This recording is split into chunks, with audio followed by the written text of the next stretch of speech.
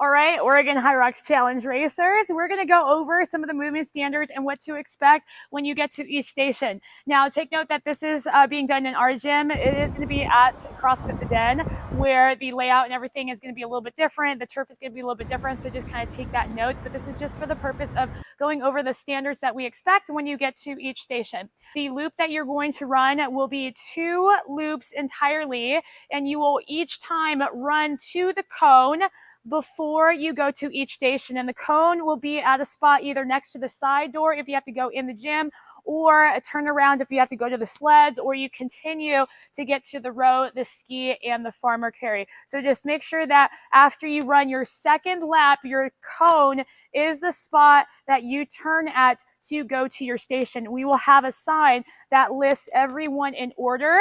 We will also have a person, either me or another judge out there, to tell you where to go based on where you're at, and just make sure that you're running your laps. For the indoor stations, the lunge station, the burpee station, and the wall balls, you are going to be going through that garage door when you come in, and then into the main hall area. This will all be blocked off by boxes and such, so it will be an alleyway, and then you're going to come in and run and do your stations here.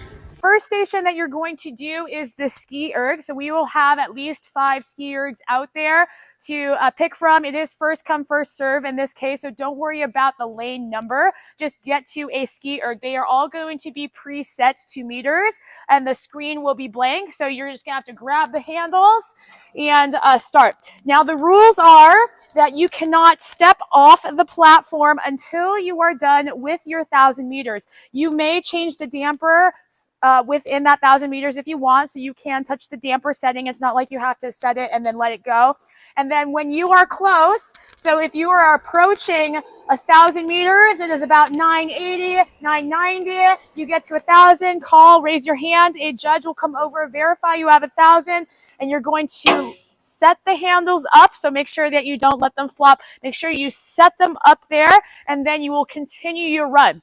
When you are done with the ski erg, you do not have to go back to the cone. You can leave right from your ski erg and continue along the track.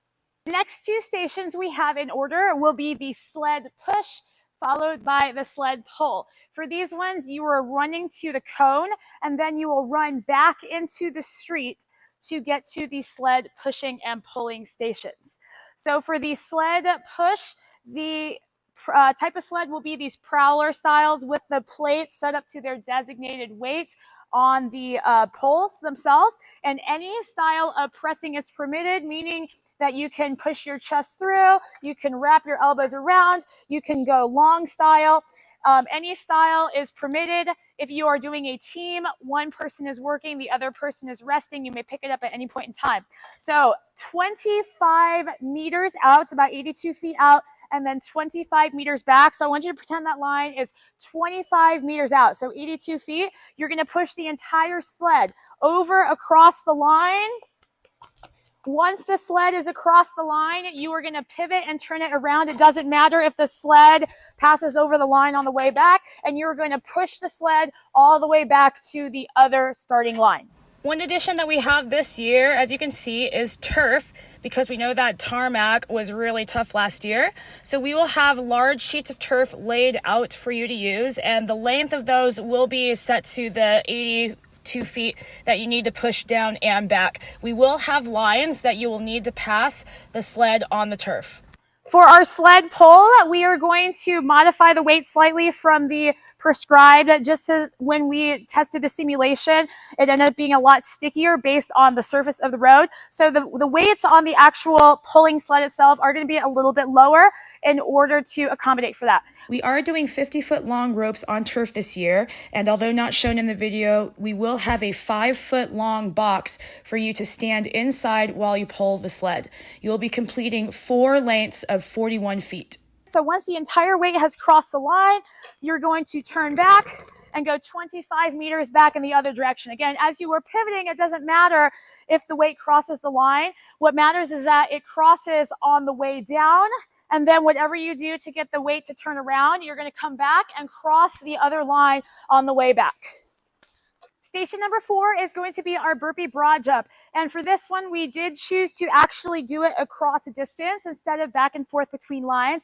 And it will be the exact distance that is the Hyrox race, meaning that you are going to have to go about 80 meters. The standards that we're looking for the burpee broad jump, you are going to start behind the line. So as you come in the side door, you are going to go off to the left, and there will be some lines on the floor.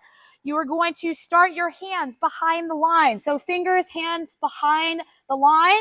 You're going to bring your chest all the way down to the ground. You may step up or bring your feet however you want, but they must be parallel to each other, meaning you can't start from a stagger jump. So parallel however you get there, and you must do a 2-foot hop parallel when you land. Your hands must be placed within 12 inches, so the back of your heel of the palm, 12 inches from your toes. So you can't jump out and do your next burpee ahead of you. You must place your hands down within 12 inches. So again, you can jump your feet up, you can step your feet up, you can crawl, but your feet cannot pass where your hands were placed on the ground. So meaning you can't jump way up here and do your next burpee. Your feet must be somewhere behind the hands. Again, 2 feet jumping together. You may not land staggered. You must land with your feet together. Otherwise, we will make you go back to the starting line and do the burpee again. So if there is any point in time where you do not adhere to the standard, and I know like we're not going to come out with an actual ruler and measure, for your toe to hand. We're just going to eyeball it, but just making sure, again, your hands are within about a forearm's distance or 12 inches. So if at any point in time you mess up a standard, then you're going to have to go all the way back to the starting line of that length and redo it from there, okay? So the burpee broad jumps, you will turn around at approximately 8 meters. So again, if you're right here, you still have to do that little tiny jump to get both feet across the line. So the way we're going to set it up is it's going to be 10 lengths of about 8 meters long. So you will be going back and forth down approximately 10 times across 8 meters. Our 5th station will be the rower, and just like the ski ergs, we'll have a bunch of rowers out. They will also be first come, first serve, so you do not need to go into a particular lane. I do recommend picking the rower furthest down the line if possible. So when you get to your rower, you will need to strap your feet in. So regardless of what number, whether it's a 1 or a 5 or however you do it, you want to make sure that your feet are strapped in. They don't actually have to be tight. You just have to have them under the strap. So we are not going to allow feet on top of the straps. I know that's a really quick way to change if you are a team, but just make sure that your feet are under the straps. You're going to want this anyways. So the handles will be reset by the judge so that they are back in the cradle, so you don't have to reach all the way up the top. And then the rower monitors will be hopefully set to meters by the time you get there. So you are going to start pulling the rower. You may change the flywheel at any point in time during the rower if you would like. You don't have to set it there. You can change your foot strap as long as your feet are in the straps. And then when you reach 1,000 meters, so raise your hands right when it gets to 1,000 meters, judge will come over there, okay you, and then you are off on your way. You don't have to go back to the cone. You can continue right from the rowing station down the loop and continue your run.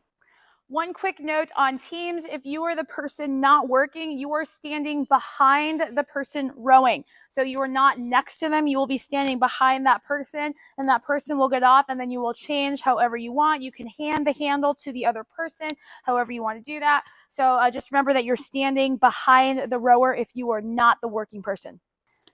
Okay, let's go over station number 6, which is the farmer carry. So when you pass the cone, you will continue to about where the ski ergs end, and then there will be a box with a bunch of kettlebells. The kettlebells will be color-coded, and we'll make sure that you have your color designated for what you need to pick up. So you're going to pick up your set of kettlebells from the box. You can hold the handles however you want, so as long as they're by your sides. And you're going to go one length all the way out 100 meters. There will be a line out almost near the curb, all the way at the end of the back alleyway, and then you're going to turn around and come back. So again, whenever you set the kettlebells down, wherever they're at, even if they're in front of you, behind you, just pick them up and go. So all the way back to the line, there will be a judge to make sure that you pass the line, and then all the way back, and then you must put the kettlebells back in the designated box. So you can't just like set them down. You do have to put them back in the box before you continue your route. If you're working with the team, the person picks up the kettlebells on the ground wherever the other person set them down. I mean, you could pass them in your hands if you really want to, but it might be easier to just set them on the ground and the other person comes up and picks them up. You can switch them however you want.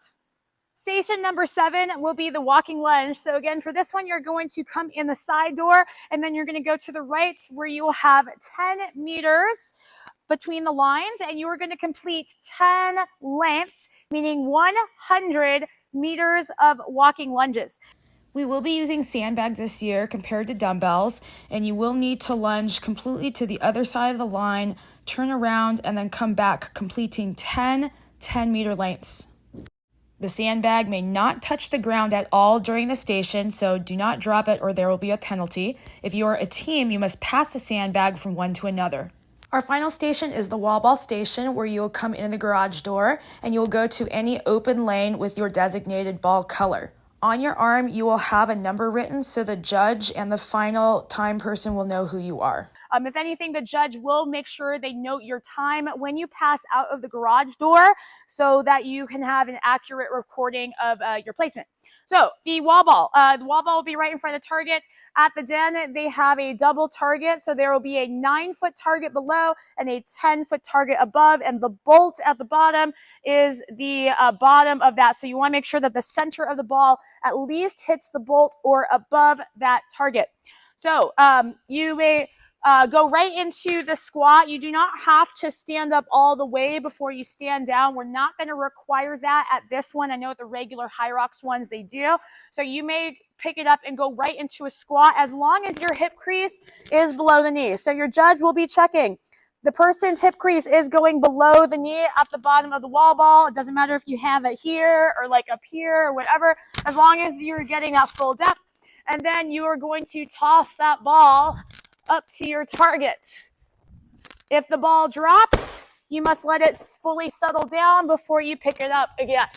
Okay, so 75 wall balls. If you miss the target, that is a no rep. If you hit the bottom or below where it's supposed to go, that is also a no rep.